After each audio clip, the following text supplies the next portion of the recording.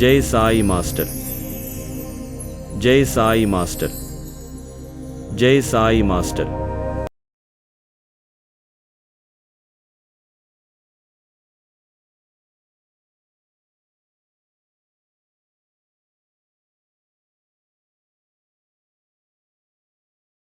ఓం సాయిరామ్. నా పేరు జి దేవయ్య అండి. నేను ఎంఎస్సి కెమిస్ట్రీ చదువుకున్నాను.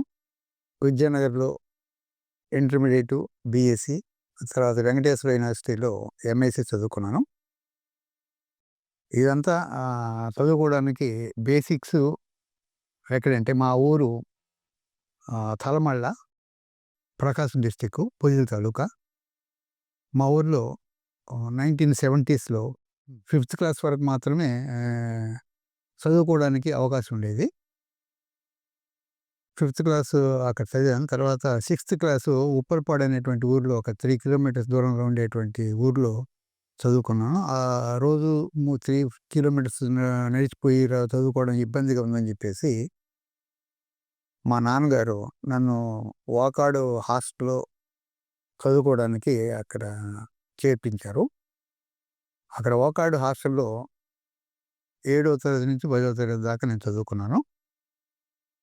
10వ తరగతి మేము చదువుకునే రోజుల్లో నా స్నేహితుడు, ఒక ఆనంద స్వరూప్ అనేటువంటి స్నేహితుడు, మేము ఒక ఫ్యామిలీ ఫ్రెండ్స్ లాగా ప్రతిరోజు వాళ్ళ ఇంటికి పోవడం అట్లా ఉండేది. ఒక ఆదివారం ఆనంద స్వరూప్ ఏమన్నాడంటే, దేవయ్య, మనం ఒక సాయి భక్తుడు ఉన్నాడు విజయనగర్లో, ఆ సాయి భక్తుడి దగ్గరికి పోయి బాబా ఫోటో తెచ్చుకుందాం అన్నాడు. ఆ బాబా ఫోటో తెచ్చుకోవడం కోసం నేను, ఆనంద స్వరూపు విజయనగర్ బయలుదేరాం ఒక ఆదివారం. అది 1973, 74 అకాడమిక్ ఇయర్ అనమాట. మేము విజయనగర్ పోయాం సైకిల్ వేసుకొని. విజయనగర్ పోయిన తర్వాత మాస్టర్ గారి ఇల్లు ఎక్కడో మాకు తెలియదు. ఆ ఇల్లుకు ఎక్కడో తెలుసుకోవడం కోసం ముందు మేము కృష్ణమూర్తి గారి వాళ్ళ ఇంటికి వెళ్ళాం. కృష్ణమూర్తి గారు మమ్మల్ని మాస్టర్ గారు ఉండేటువంటి తపోవనానికి తీసుకెళ్ళారు. అది దాదాపు 11:30 ఉదయం ఆ టైం అనమాట.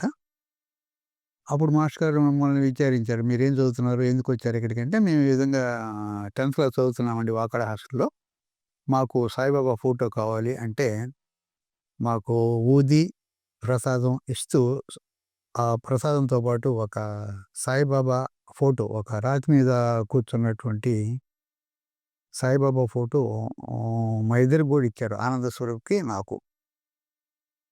అట్లా మేము ఆదివారం 73, 74లో ఆదివారం బాబా ఇచ్చినటువంటి ఫోటో అన్నటువంటి నెపంతో మా కాళ్ళకి ఒక పిచ్చుకకి దారం కట్టినట్టుగా మా కాళ్ళకి దారం కట్టి బాబా గారిని పరిచయం చేశారు మాస్టర్ గారు.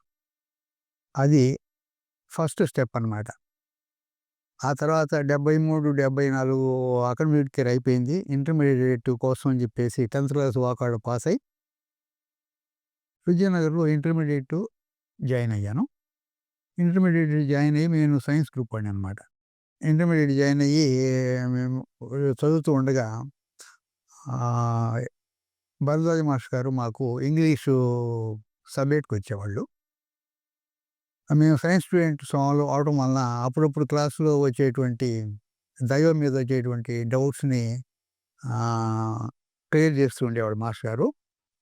ఇంకా ఎక్కువగా దైవాన్ని గురించి ఎక్కువ డౌట్స్ అడగడం మొదలుపెట్టేసరికి అది క్లాసులో మనం డిస్కస్ చేయడానికి వీలు కాదు, కాబట్టి మీరు బయటకు వచ్చి మీరు డిస్కస్ చేయండి, క్లాస్ అయిన తర్వాత నేను మీకు ఎంతగా అవసరమైతే అంత డౌట్స్ క్లియర్ చేస్తానని చెప్పారు. ఒక 10 మందిని స్టూడెంట్స్ని మాస్టర్ గారితో డిస్కస్ చేయడానికి సాయంత్రం పూట 5:30 తర్వాత మొదలైన డిస్కషన్స్ ఒక నెల పాటు జరిగినాయి. ఆ నెల అయ్యేటప్పటికి 10 మంది కాస్త ముగ్గురం అయ్యాం. ఆ ముగ్గురం కాస్త చివరికి ఒక్కడినయ్యాను. నువ్వు ఒక్కడివే కదా దేవయ్య, నీకు అవసరమైనటువంటి డౌట్స్ నేను మా రూమ్లోనే తీరుస్తాను. మేము రోజు 6 నుంచి 8:30 ఆ ప్రాంతం దాకా సత్సంగం చేస్తుంటాం, సాయిబాబా సత్సంగం.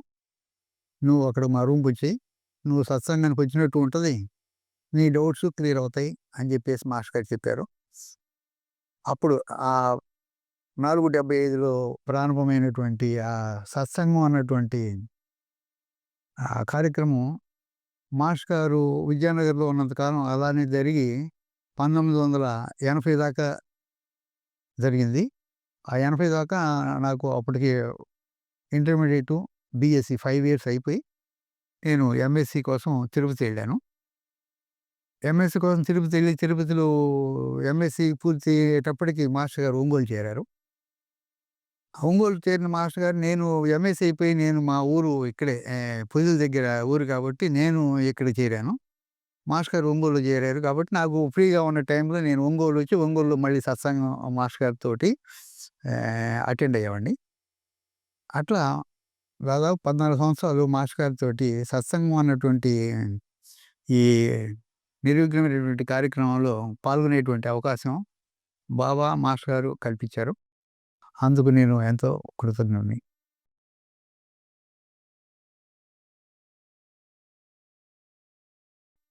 75, 77 ఓ 2 సంవత్సరాలు నేను ఇంటర్మీడియేట్ చదివాను విద్యానగర్‌లో. ఆ ఇంటర్మీడియేట్ చదివే రోజుల్లో ఇంతకుముందే చెప్పాను. మాస్టర్ గారు మాకు ఇంగ్లీష్ సబ్జెక్ట్‌కి వచ్చేవాళ్ళు. ఇంగ్లీష్ సబ్జెక్ట్‌కి వచ్చి అప్పుడు మాకొచ్చినటువంటి డౌట్స్ బయట క్లియర్ చేసేవాళ్ళు.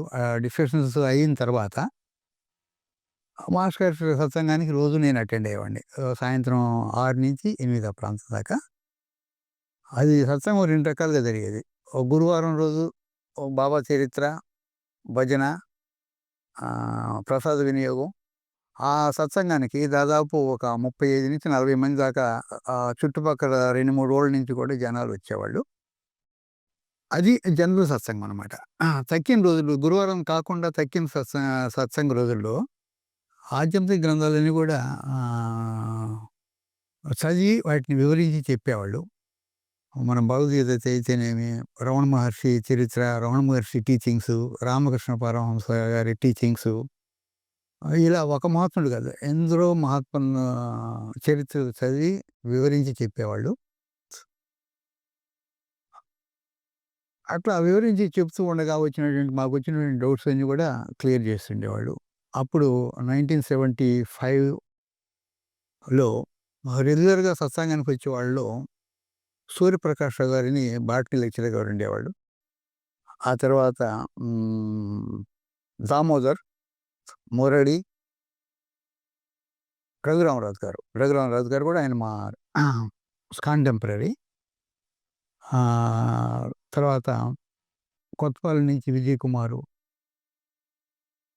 కృష్ణమూర్తి గారు, ఆ తర్వాత శ్రీనివాసరెడ్డి గారు, అల్లు భాస్కర్ రెడ్డి గారు, వేణుగోపాల్ గారు, పెసల సుబ్బరామయ్య గారు, వీళ్ళంతా కూడా వస్తూ పోతూ ఉండేవాళ్ళు. కొంతమంది మాత్రం రెగ్యులర్‌గా వచ్చేవాళ్ళం. విద్యానగర్‌లో ఉంటూ ఉన్నటువంటి వాళ్ళని రెగ్యులర్‌గా వచ్చే వాళ్ళలో నేను, దామోదరు, మురళి, రఘురామరాజు గారు, సూర్యప్రకాష్ గారు,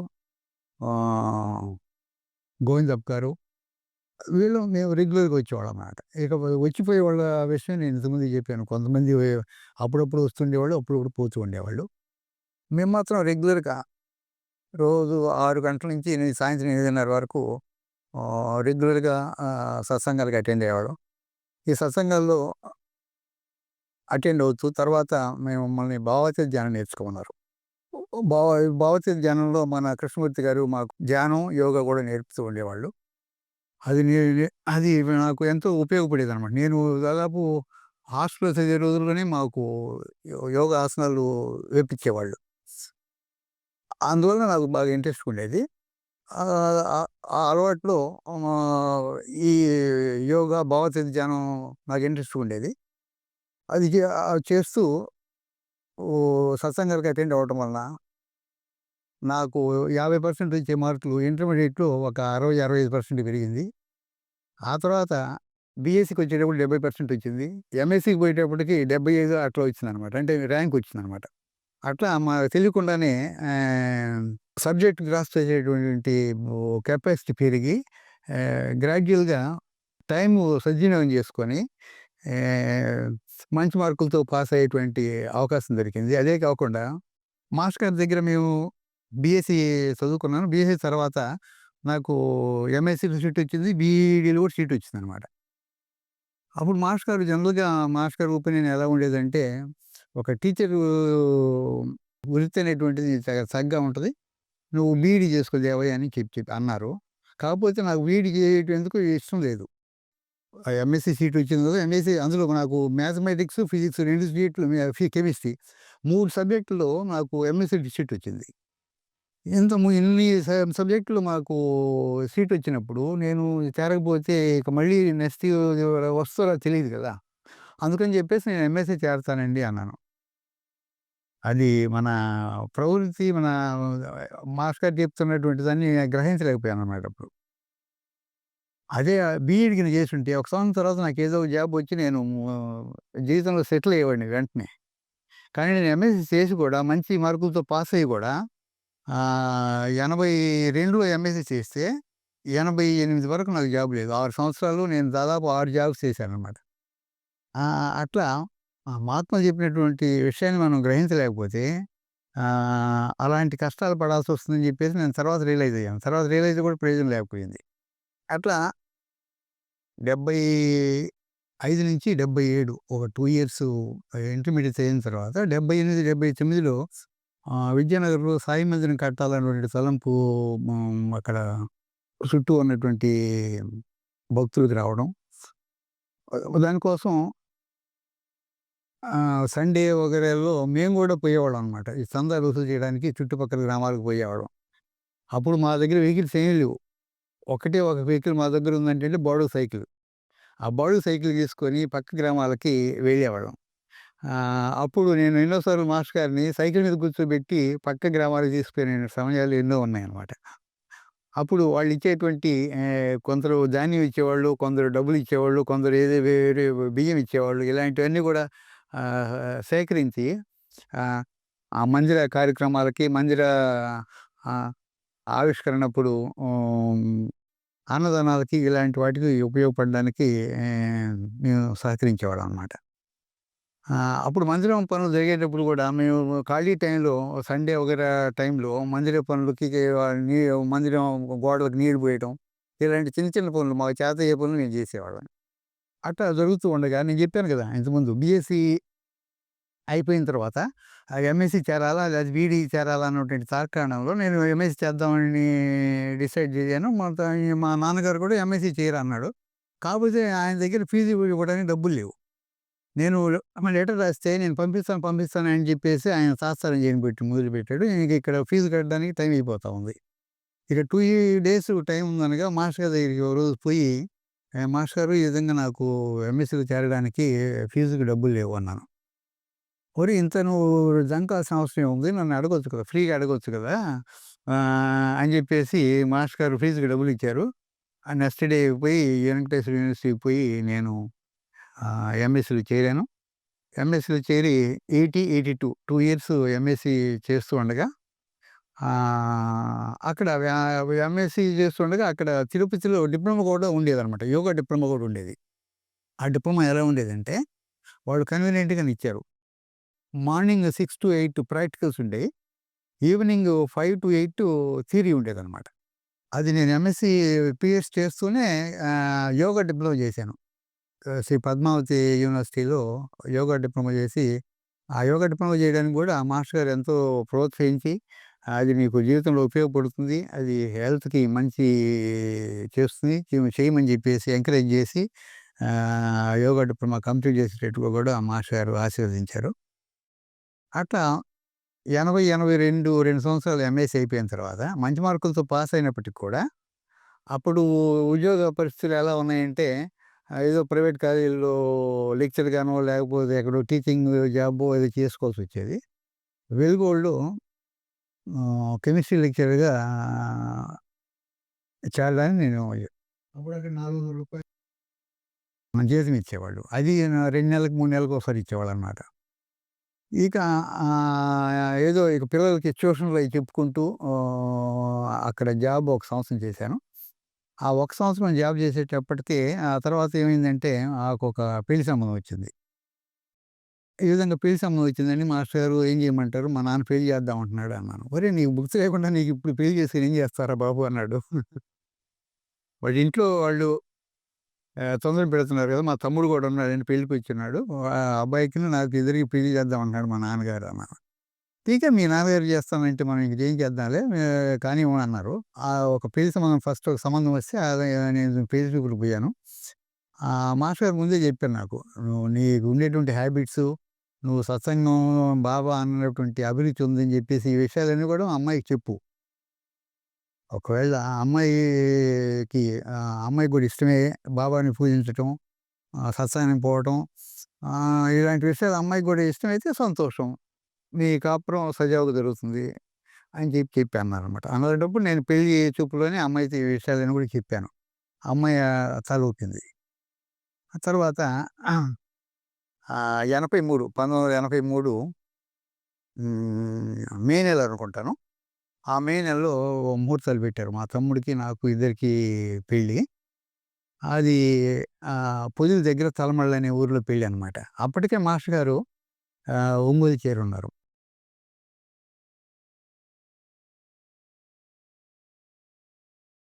ఓకే. అలా అమ్మాయికి అదే పెళ్లి విషయం, బాబా భక్తి విషయం ఇయన్నీ కూడా ఎక్స్‌ప్లెయిన్ చేసి చెప్పమన్నారు. ఆ పెళ్లి చూపులో నేను చెప్పాను ఆ అమ్మాయికి. ఈ విధంగా నేను బాబా భక్తుడినమ్మా. భక్తి, దైవం అన్నటువంటి విషయాలని ఆధారంగా చేసుకొని నా జీవితం గడచబోతుంది అని చెప్పాను. ఆవిడ తల ఊపింది అన్నిటికి. ఆహ్, మే నెలలో 1983 మే నెలలో పెళ్లి నిశ్చయమైంది. మాస్టర్ గారిని కూడా ఇన్వైట్ చేశాను. అప్పుడు మాస్టర్ గారు ఒంగోలులో ఉండేవాళ్ళు. మాస్టర్ గారు మా పెళ్ళికి తలమళ్ళొచ్చారు. ఒక రాత్రిపూట పెళ్ళనమాట. రాత్రిపూట ఎంతో 12 ఆ ప్రాంతం పెళ్ళనమాట. దాదాపు 10 ఆ ప్రాంతం మా ఇంటి ఎదురుగా ఒక ఇంట్లో నిప్పు పడ్డది. ఆ నిప్పు పడితే కనుక్కున్నారు, ఆపేశారు. ఇక ఎట్లా ముహూర్తం ఇది అవుతుంది కాబట్టి, ముహూర్తానికే పెళ్ళయిపోయింది. ఎవరి పాటికి వాళ్ళం. అందులో ఆ రోజు మాస్టర్ గారి ప్రోగ్రామ్ కూడా పెట్టాం ఊళ్ళో. వివాహం, దాని ప్రాశస్త్యం అన్నటువంటి టాపిక్ మీద మాస్టర్ గారు మాట్లాడారు. చాలామంది ఇంప్రెస్ అయ్యారు. ఆ తర్వాత పెళ్ళయింది. పెళ్లి జరిగిన తర్వాత మాస్టర్ గారు ఉదయం మరుసటి రోజు ఉదయం ఒంగోలు వచ్చేసారు. ఇక మేము మా కార్యక్రమాలలో ఉంటూ ఉండగా, ఆ మొదటి పెళ్ళి విచ్ఛిన్నమైంది. ఆ తర్వాత ఇతనికి ఉద్యోగం లేదు. ఇతనితో నేను ఉండను అని చెప్పేసి ఆ అమ్మాయి అనటం. ఆ తర్వాత నేను మళ్ళీ బాంబే వెళ్ళిపోయాను. నాకు అక్కడ జూనియర్ రీసెర్చ్ ఫెలోషిప్ వస్తే ఇక్కడ వెలుగొండలో జాబ్ వదిలేసి నేను అక్కడికి వెళ్ళిపోయాననమాట. బాంబే వెళ్ళిపోయాను. బాంబే వెళ్ళిపోయి అక్కడ జూనియర్ రీసెర్చ్ ఫెలోలో చేరటం. అక్కడ ఒక 2 ఇయర్స్ రీసెర్చ్ చేయటం. ఆ రీసెర్చ్ కూడా ఒక కొలిక్కి రాకపోవడం వలన ఒక ఏషియన్ పెయింట్ దీంట్లో కంపెనీలో కెమిస్ట్‌గా జాబ్ చేరాను. ఈ ఈ కార్యక్రమం ఇదంతా జరుగుతూ ఉండగా నేను నా కాంపిటీటివ్ ఎగ్జామ్స్ చదువుకుంటున్నాను, జాబ్ చేసుకుంటున్నాను, ఏదో చిన్న జాబు. ఇదంతా దీనికంతటికి కారణం నేను మ్యారేజ్ విచ్ఛిన్నం అయినా కూడా నేను ఎలాంటి మాస్టర్ గారితో టచ్‌లోనే ఉన్నాను. మాస్టర్ గారు ఒంగోలు వచ్చేసారు అప్పటికి. నేను ఎప్పుడు బాంబే వెళ్ళినా లేకపోతే బాంబే నుంచి వచ్చినా కూడా మాస్టర్ గారిని దర్శనం చేసుకొని, ఆశీర్వాదం చేసుకొని వెళ్తూ ఉండేవాడిని. అట్లా ఉంటూ ఉండగా 78 ఆ ప్రాంతం నాకు ఒక రైల్వే జాబ్ నుంచి ఇదొచ్చింది. ఇంటర్వ్యూ. తర్వాత ఇంటర్వ్యూ అయిన తర్వాత అపాయింట్మెంట్ లెటర్ కూడా వచ్చిందనమాట. ఆ అపాయింట్మెంట్ లెటర్ వచ్చిన తర్వాత నేను అంతకుముందు ఏషియన్ పెయింట్‌లో కెమిస్ట్‌గా చేస్తున్నాను కాబట్టి, మాస్టర్ గారు నాకు ఒక సందేహం వచ్చింది. నేను ప్రైవేట్ కంపెనీలో చేయాలా? లేకపోతే గవర్నమెంట్ జాబు చేయాలా అన్నటువంటి విషయం. ఆయన ఎందుకంటే గవర్నమెంట్ జాబ్‌లో జీతం తక్కువ. అని చెప్పేసి మాస్టర్ గారికి లెటర్ రాశాను. మాస్టర్ గారికి లెటర్ రాసి ఇమ్మీడియేట్‌గా ఒక 1 వీక్‌లోనే నాకు రిప్లై వచ్చింది. "దేవయ్య, గవర్నమెంట్ జాబ్‌లో నీకు జీతం తక్కువైనా కూడా నువ్వు దాంట్లో చేరు. నీ ఫ్యూచర్ బాగా ఉంటుంది" అని మాస్టర్ గారు సలహా ఇచ్చారు. ఆ లెటర్ నా దగ్గర ఇప్పటికి కూడా ఉంది. ఆ సలహాను అనుసరించి నేను ఏషియన్ పెయింట్స్‌తో జాబ్ వదిలేసి, జీతం తక్కువైనా కూడా జూనియర్ ఇంజినీర్‌గా సిగ్నలింగ్ డిపార్ట్మెంట్‌లో సెంట్రల్ రైల్వే బాంబే డివిజన్‌లో చేరాను. అది 1988 అనమాట. అప్పుడు చేరి నేను ఎప్పుడు నాకు సెలవు వచ్చినా కూడా ఒక వారం రోజులు సెలవు పెట్టుకొని మళ్ళీ ఒంగోలు రావటం, ఒంగోలు నుంచి మాస్టర్ గారి దర్శనం చేసుకొని మళ్ళీ జాబ్‌కెళ్ళిపోవడం ఇట్లా చేస్తూ ఉండేవాడిని అనమాట. 89 ఆహ్, మొదటి నెల అనుకుంటా. అప్పుడు ఇక్కడికొచ్చాను. ఒంగోలొచ్చాను. ఒంగోలు నుంచి మా ఊరు పోయాను. మా ఊరు నుంచి ఎప్పుడొచ్చినా కూడా వచ్చినప్పుడు మా బాంబే నుంచి వచ్చేటప్పుడు మాస్టర్ గారి దర్శనం చేసుకొని ఊరికెళ్ళేవాడిని. ఊరికెళ్ళి 1, 2 రోజులు ఉండి తర్వాత మళ్ళీ పోయేటప్పుడు మళ్ళీ మాస్టర్ గారి దర్శనం చేసుకొని ఎడుతూ ఉండేవాడిననమాట. అప్పుడు నేను ఒకసారి అదే చెప్పాను కదా! 89 ఆహ్, అది జనవరో, ఫిబ్రవరో నాకు సరిగ్గా గుర్తులేదు. ఆ టైంలో నేను బాంబే నుంచి వచ్చి మాస్టర్ గారి దర్శనం చేసుకొని ఊరికెళ్తూ ఉండగా, మాస్టర్ గారు నేను ఊరికెళ్ళి వస్తాను అని చెప్పాను. అని చెప్తే టీకే ఊరికెళ్ళి వచ్చేటప్పుడు మాత్రం తప్పకుండా మళ్ళీ కనపడి పొమ్మన్నారు. మాస్టర్ గారి దగ్గరికి మళ్ళీ వచ్చాను. మాస్టర్ గారిని కనపడ్డాను. మళ్ళీ నా ఉద్యోగ ప్రయత్నం ఏంటో చేసుకుంటూ నేను బాంబే వెళ్ళిపోయాననమాట. అది మాస్టర్ గారు జనరల్‌గా అట్లా ఎప్పుడు అనరు. మాస్టర్ గారు ఎప్పుడు కూడా అట్లా జనరల్‌గా నువ్వు జనరల్‌గా మాస్టర్ గారి దగ్గరికి వస్తుంటాం. మన ఇంట్రెస్ట్ ప్రకారం మనం దర్శనం చేసుకొని వెళ్తూ ఉంటాం అనమాట.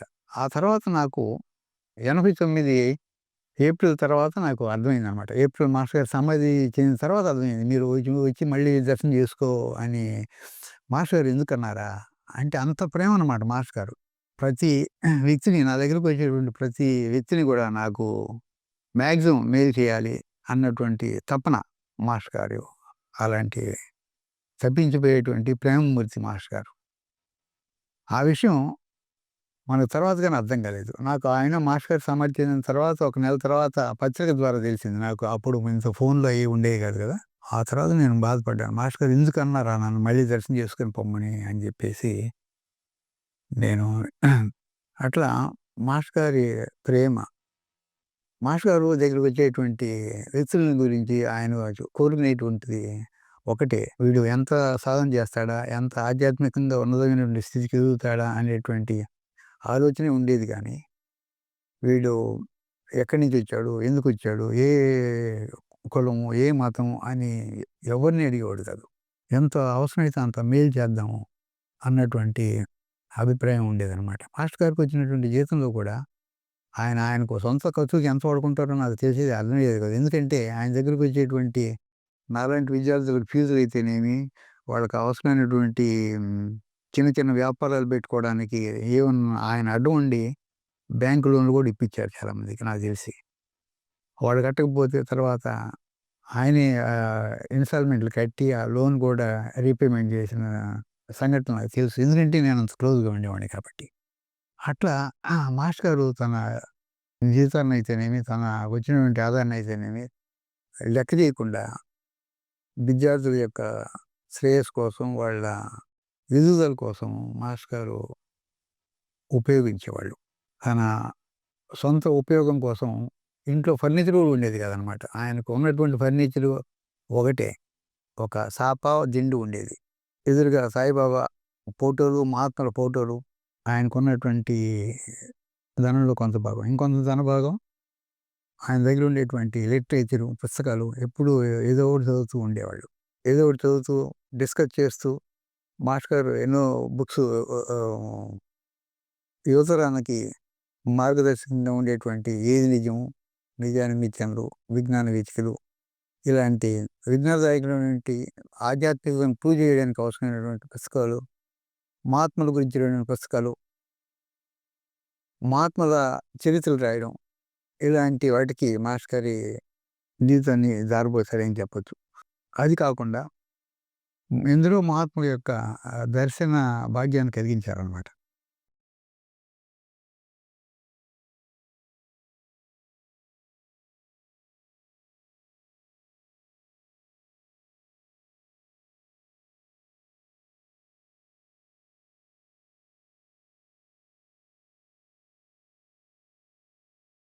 జై సాయి మాస్టర్. జై సాయి మాస్టర్. జై సాయి మాస్టర్. మీలో చాలామంది మా వీడియోస్ని సబ్స్క్రైబ్ చేయట్లేదు. సబ్స్క్రైబ్ చేయకుండా చూసేవాళ్ళు చాలా ఎక్కువ మంది ఉన్నారు. అందువల్ల వీడియోస్ చూసే ప్రతి ఒక్కరూ కూడా మా ఛానల్ని సబ్స్క్రైబ్ చేయండి. సబ్స్క్రైబ్ చేస్తే కనుక ఇంకా ఎంతో ఉత్సాహంగా, ఉల్లాసంగా, మంచి మంచి ఆలోచనలతో, ఇంకా మీరు చూడని దేవాలయాలు, ఇంకా ఎంతో అద్భుతమైన విషయాలు మీ ముందరికి తీసుకురాగాను. తప్పకుండా ప్రతి ఒక్కరు కూడా బెల్ ఐకాన్ నొక్కి కొత్త కొత్త నోటిఫికేషన్ల కోసం వెయిట్ చేయండి. అలాగే మా వీడియోస్ని లైక్ చేయండి, ఇతరులకి షేర్ చేయండి. ఇందాక నేను చెప్పినట్టు తప్పకుండా